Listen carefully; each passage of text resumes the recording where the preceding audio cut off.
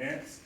And my presentation is going to focus on building effective relationships with students. Can I have a volunteer to like just press the next button for me, please? I appreciate it. Thank you. So, just some expectations, you know, being in classroom, you gotta give your students expectations, right? So please ask questions. There's no such thing as a bad question.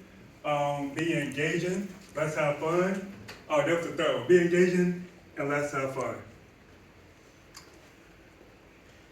All right, so this is my positionality, to challenge the stigmatization of teacher biases and the disparities that exist in our K-12 educational system.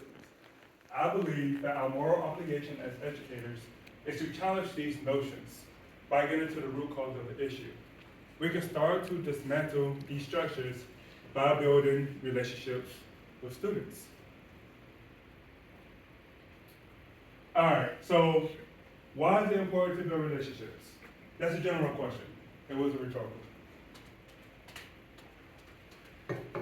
Yes. I mean, getting to know a student's past helps you to connect with them on a deeper level, and you can also set up the correct motivators for their in-class assignments. And what are the correct motivators you think? I know it depends on your students, but just generally speaking, what do you think those motivators are? So, like, for example, if like a student likes basketball and you put like a math question that includes basketball, they're more likely to be interested in it because it has one of their interests involved. Agreed. Anyone else have anything to add? It helps them build their trust in you as an educator, and they're more willing to make mistakes in the classroom. Okay. Anybody else? No? Okay, good. You guys are on it. One of the things I like to contribute to building relationships is dependability. I was telling the story earlier that I was offered an English 9th grade position, and I love English. I love teaching. And throughout all my years of teaching, I never taught English. I'm not certified. How many surprised by that? Raise your hand if you're surprised. Why? Somebody raise their hand. Why are you surprised I'm not certified? Whenever you started saying you were offered this position, I was like, oh, well, he must be certified. So it's all shocked that you weren't certified, but still offered the position. Anybody else? You wanna? You just speak really well. Like you just really seem like you are well immersed in the content, and you know what you're talking about. Like if you come in here and you're talking to us, and I'm like, oh man, like I'm gonna believe every word you say. And what? Yes. Go ahead, you go first. Oh, I can go. Okay. You built relationships, probably. It's all about like meeting people. Agreed. Oh, I was gonna say you come off as very professional, so we wouldn't know if you were certified or not. Thank you. Yeah, at charter schools, only 50% of your teachers have to be certified. That's where I did most of my education. Charter schools, Why? because you weren't certified. That's one reason. That's one reason. What's another? More money? Yeah, try that again. Y'all know we don't get paid. Come on, let's be real. We did it for the money, therefore we all get attacked. Right? Let's just be honest. More resources, Could be. Why do you say that? because I know that charter schools, they get more resources than a public school setting. Are you sure? Well, I mean, Is CMS public? yeah, Yes. Our charter schools public? yeah. Say that one more time. Publicly funded, privately ran charter schools, right? Publicly funded, privately ran. No, so they're not privately ran because they still have a board. And they still report to DPI. But private schools are privatized, that are privately ran. If that But they makes get sense. private funding. But they get private funding, Okay. yes. But charter schools also receive funding from who? Who's the community? Who's the state? North Carolina, right? Well, who gets the funding first? Who's distributing funding first?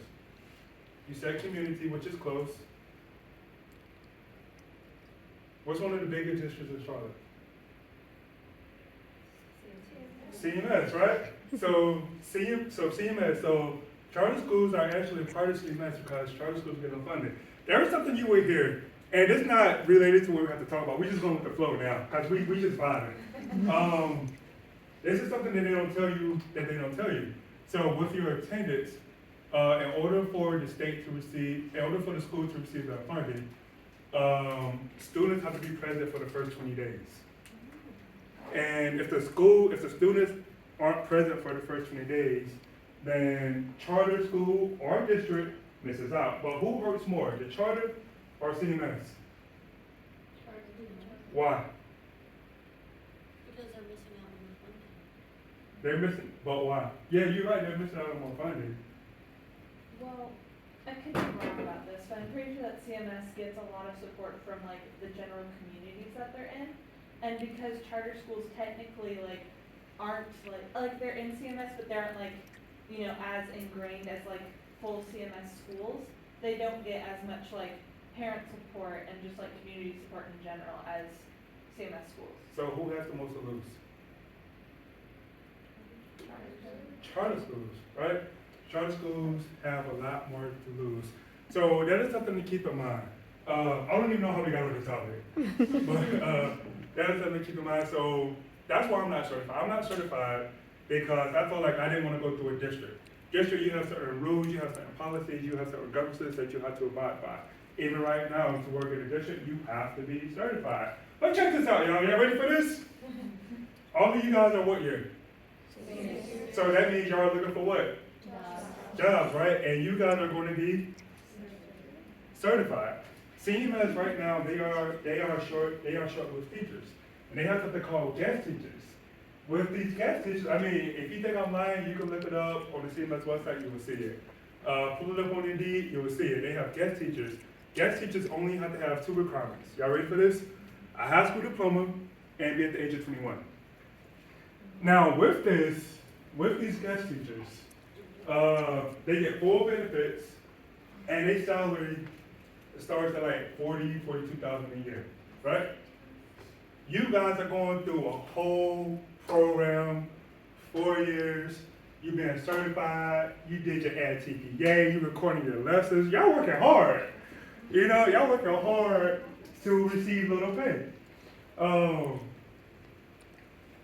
Meanwhile, you have a 21-year-old, not certified, didn't go to college, have a high school diploma, can make just as much as you make with your certifications. You do understand everyone's about to start walking out of this house. Drop out of This this is for a the second. third conversation about this I've had today. And I'm Today. like, what have I been thinking? And doing this whole time? Today we're like This whole contemplating our time. lives and like you're just adding to it. Like, I can still be a teacher. You can go to a charter school, you can go to CMS, be a guest teacher, you don't even have to work as hard. Oh, no. You work now. Don't get me Yeah. wrong. You work. I meant though, you don't have to work this hard. hard. This EdTPA hard. No, not educated. Yeah, you don't have to do this hard. But it's just something to think about whenever you're thinking about looking for a job, whenever you're thinking about districts. You also want to think about the systems and the organizational structure. You want to choose a school that's dependable, that's accountable, and for yourself, how you hold yourself accountable is what is very important. The reason why I worked in most charter schools, like I said, I didn't want to be bounded just to a district. I want to be able to have that flexibility to do what I want. Arguably smaller class sizes, you're supposed to have more support. The only difference I see by working at a charter school than working from a district is you don't have a lot more resources that the district has. Which begs the question, if the district has all these resources, then why are our students not passing their mandatory tests? Next slide, please. Thank you. So, about me, here we go. This is what y'all was ready for, right? Yeah. All right. So, based on my presentation so far, I am a what? Teacher. I heard teacher. Student. Teachers. What's another word for teacher? I don't really know. Teacher. Educator. Thank you. Because teachers like putting in a box, right? I don't like being put in a box. So I am an educator. I want to learn about any and everything. I am from, where do you think I'm from? Keep talking. That's the right answer. What you Are think? from here? Atlanta? Atlanta? I never got that one before. ATL? Who else? Are you from You're Charlotte? from Charlotte, I feel it, yeah. I'm staying in Charlotte. Well, here in Charlotte. Anything else? Going once, going twice. You from up north? Where about? Where north? New Jersey? Nope, I have a family there. I am a native of Charlotte. I'm originally from Salisbury, North Carolina, which is really 45 minutes up the street. What do I care about? Based on the interaction so far, what do I care about? Better relationships. Okay, better relationships. Good. And from this conversation, what do I like to do in my spare time? What do you think I like to do? Work out. Okay. No, I didn't mean it. It's just you were walking and I looked at you. No disrespect. No, I didn't mean it like that. It's his Zach. I am so sorry. No, you were walking and.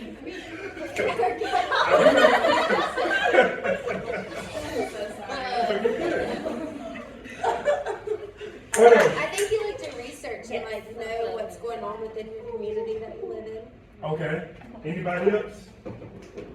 You agreeing? Yeah? Read? Okay. Maybe like study data, because you said something about students not passing their scores. Okay. I mean, passing their tests based on their scores. I do consider myself a researcher. So with that, I do read a lot. Now, there's I do like to read other stuff as well, but it's kind of hard to when you bound it by department to read certain things. So I'm going to tell you a little bit more about myself. Take out your phone, scan this QR code, and as you are scanning, I will continue talking.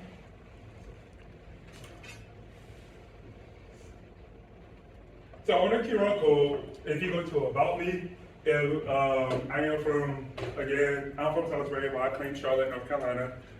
Been here a long while. I'm actually ready to go. Been here so long. I started off in childcare, believe it or not. Started off in childcare at NC3K, which is also another form of teaching if you guys are interested. Started out at NC3K, and then I got my first TA position at McClintock Middle School on the east side of Charlotte. And then from there, I just really got into charter schools. It wasn't like I was trying to look for a charter school. It just stuck, and that's what I felt most comfortable with. I decided to pursue my doctorate in education to make systematic changes in education. When I first came in, my research interest was surrounded around, I keep saying teacher bias, but that's not it. It was testing. How testing is not culturally relevant and it does not represent everybody holistically. So I was looking into that, and then just recently I changed my research interest to focus on the overrepresentation of Black students who are in special education classes. There's not a lot of research on it. It's not as popularized as like teacher bias or teacher shortage or Black males and teachers or something to that effect. So that's where my interest has shifted now. My future trajectory is to be an urban educator. I don't want to be in Charlotte. My goal is to expand far out and far beyond. I do want to be at an R1 institution. So if you do not know about the different statuses of the institution, you have R3, R2, and R1. R3 is like very low intensive research. R2 is medium research. R1 is heavily research intensive. Right now, UNC Charlotte is an R2 research institution, but they are moving towards that R1 status, which takes about 10 to 12 years. So it's going to be here long before, way after our finish, but at least they will eventually have it. So my goal is to work at an R1 research intensive institution. I'm not looking for any school. I'm not looking for any school just going to give me a job and pay me a salary. I'm looking for a school where I can make a difference, where I can teach the way I want to teach without having any stipulations or any restrictions. And as you guys go into the workforce, that's what you want to look for. And I'm not necessarily saying there has to be a focus on social justice initiatives. I'm saying that you want to be able to have the free will and the creativity to teach the needs of your students. And a lot of times that is not reflected in the curriculum. And then you will get to know those needs by building those relationships with your students. All right, so let's have a quick little conversation. What does it mean to build relationships with students? Why is it important? Why do we need to do it? Do we need to do it? Yeah, for sure. Yes? Yes, you do. Why? To show them that we care about them and have their best interests at heart. Okay, how can we show them? Ask them about their interests and like what goes on in their lives, like Is- outside of school. Is that showing or is that conversation? As well. I'm not saying that you can't do conversation. No, you good. That's one part of it. That's one part. What's another aspect of building relationships? Yes. I think that academics aside, it's so that they at least have somebody in the corner. They have one place where they can at least feel safe, even if it's not at home or, you know, whatever else is going on in their life. Academics aside, they have somebody somewhere that they feel safe. And what is a space that you can create that students will feel safe? Trust. Okay, but how? Kind of like to bounce off of those ideas, getting to know your student and have that trust between you guys. I don't know. How can you build that trust?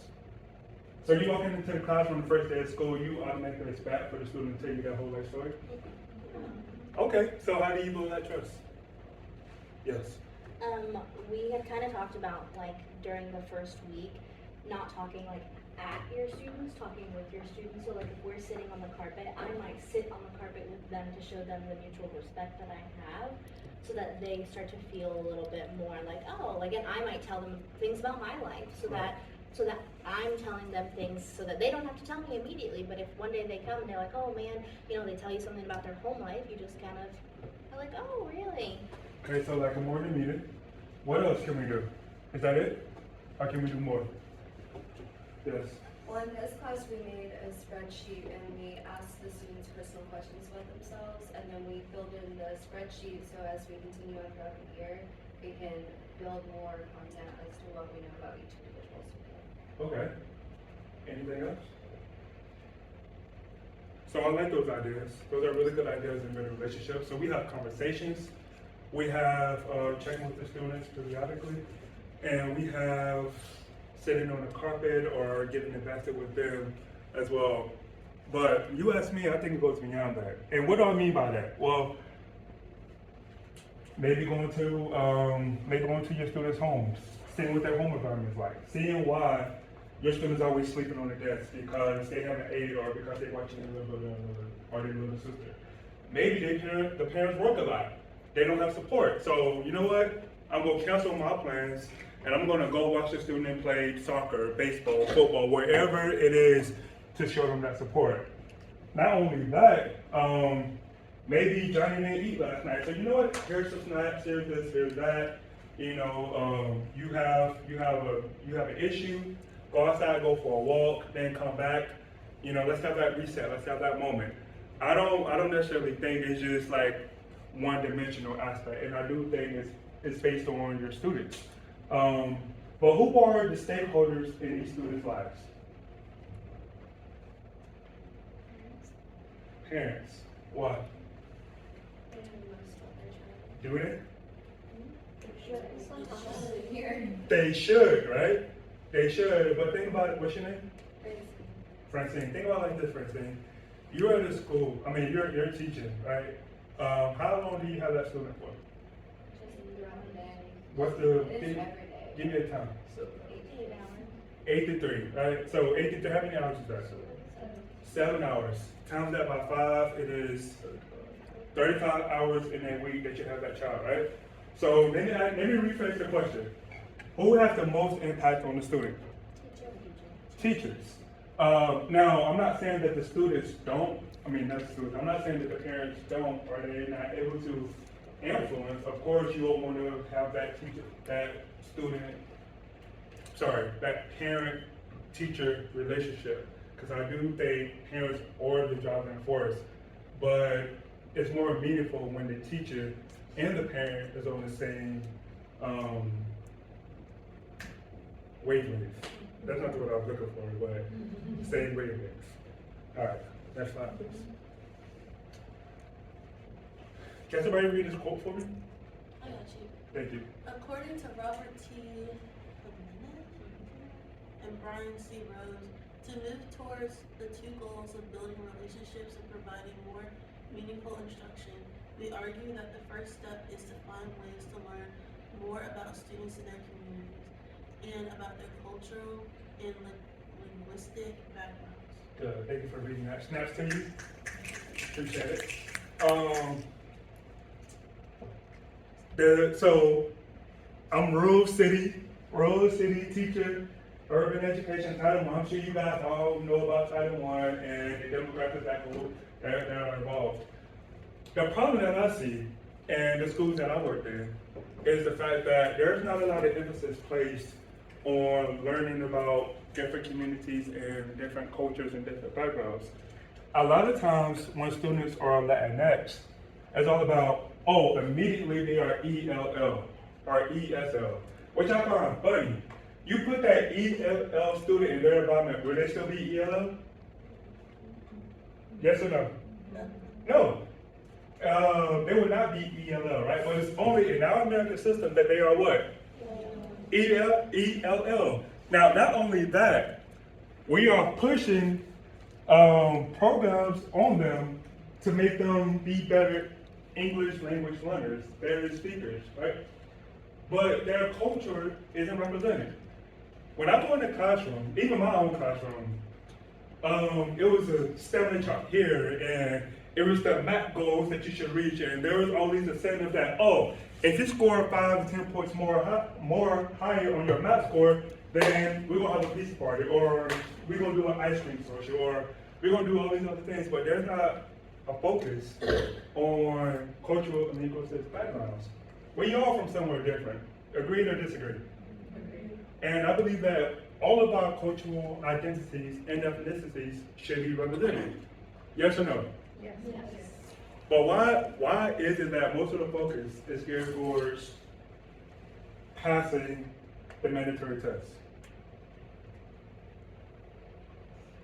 That's a question. Why is the focus? Yes, ma'am. I think it's because the state often pushes on teachers, students need to do this well in order for them to succeed in life, right? Is essentially what I've seen pushed. Is it? So, I'm sorry. sorry, I was just saying like, so that could be a reason why there isn't as much focus on every student's culture in the classroom, because teachers are so pressed to get the grades up, so the district thinks they're doing well, or disregarding, who a student is. I agree. I've also seen it be about funding, so schools with better scores, it's kind of like keep the higher up people who handle all the money are like, we're gonna put more time and money and energy and effort in those students who will do well or who are projected to do well than those who are not doing as well. Agree with that as well. If a school, let's say the first school to come to my mind is Rocky River Elementary. So if Rocky River Elementary has been a failing school, and we can talk about what failing means another time, but if Rocky River was considered a failing school for the last 10 years, and all of a sudden they get a B for their school grade, what does that mean for the school and what does that mean for that district? You said if they've been failing? If they've been a failing school for the past 10 years and then finally they get their score up and they get a B, the school gets a B, what does that mean for the school and what does that mean for the district? Or what does it mean for the school? Say that again. Something's going right? Okay. Are they gonna get additional funding? That's it. You get the district funding. But who does the funding go to? The district? Or the school? What do you think? Maybe the school, since they're the one that got the grade up. You would think, right? Yeah. Where's the money go to? The district. And then once the money goes to the district, I live within so-called professional developments, and my administrator said, if you guys, and that's after working, 7 to 8 hours, whatever, we sitting in a room like this, having a professional development, she says to us, if you guys were to get your scores up, there may be a payer system as well on your paychecks. So actually what it does is it makes the school and the district looks good that they are a top performing school, which they get money from the state. And again, I want you guys to really be clear about this organizational structure because there is one. As of right now, there's a court case going on. I don't know if you guys are familiar with it, with Harvard and UNC Chapel Hill. And what's going on is that I think a student, Dr. Gibbons, did you hear about this case? Is it a student that is suing both of these? Okay, it's a student that is suing Harvard and that is suing UNC Charlotte for the use of race in the classrooms. And now, and in effect, everybody on the organizational structural level. It's going to the Supreme Court, which then goes to the district, which then is trickled down to local agencies, LEAs. So just something to think about as you continue on this journey. Next slide, please. I really thank you for doing that. Props to you.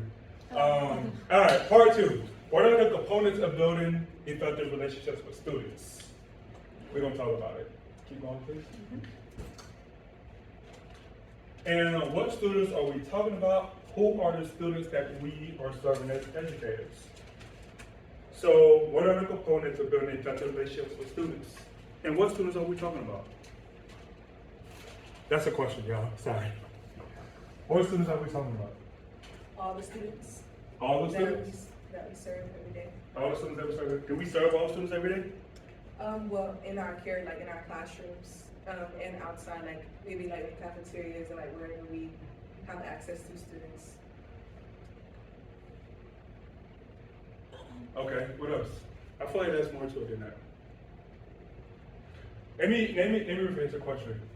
Although we should care about all students, are all students cared for? Yes or no? No, all students are not cared for. Is it enough to say, well, I care about my students in my classroom, what about all the other students? What about, what's your name, sir? Preston. What about Preston? Preston's my student, and Preston's giving me behavior issues, right? Preston is throwing a chair, he's walking out the classroom, he's just being disruptive. Like, I don't know what to do with Preston right now. We about to box because he's trying my patience. But Preston goes to Miss Bell's classroom, and Preston is an A1 student. He's A1. He's listening. He's responding. No more throwing chairs. Meanwhile, my room is damaged. He's listening in Miss Bell's classroom.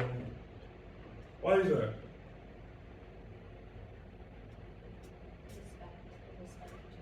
Respect. Okay. Because it goes both ways, right? What else could there be?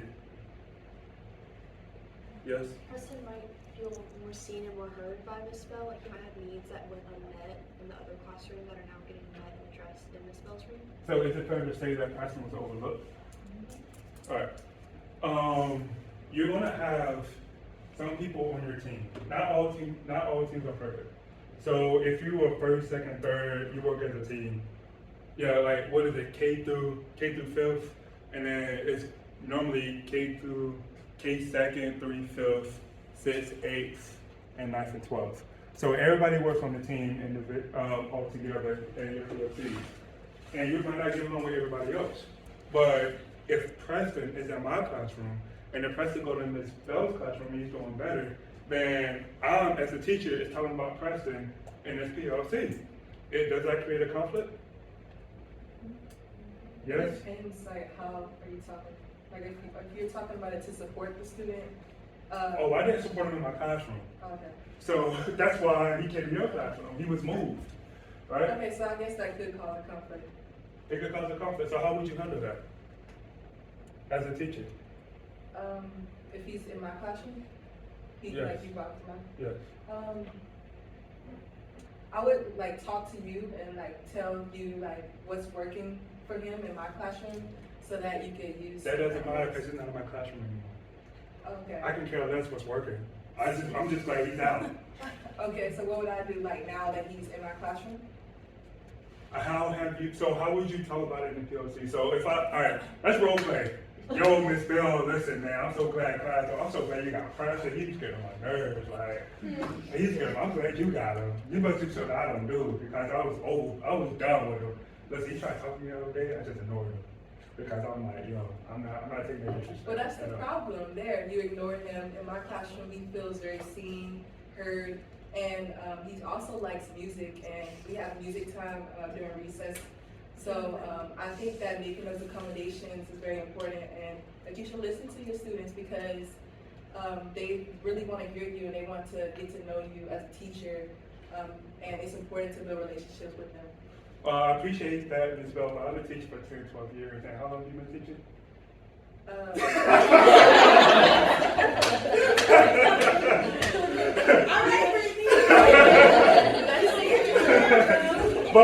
But no, you're going to get that in your PLCs. And I bring this up,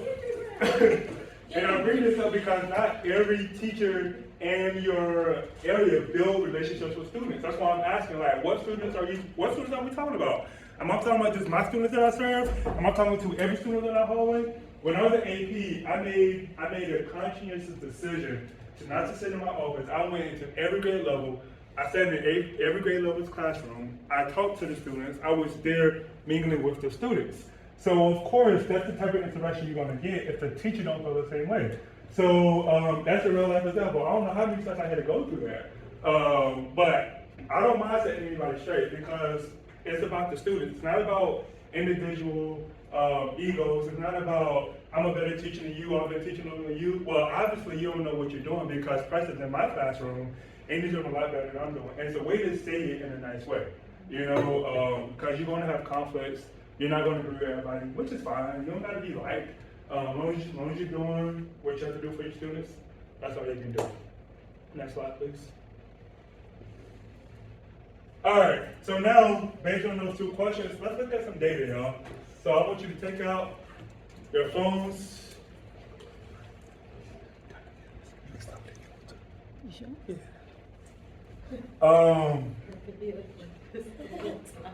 And when you look at the data, it should say at the beginning, like economic disadvantages.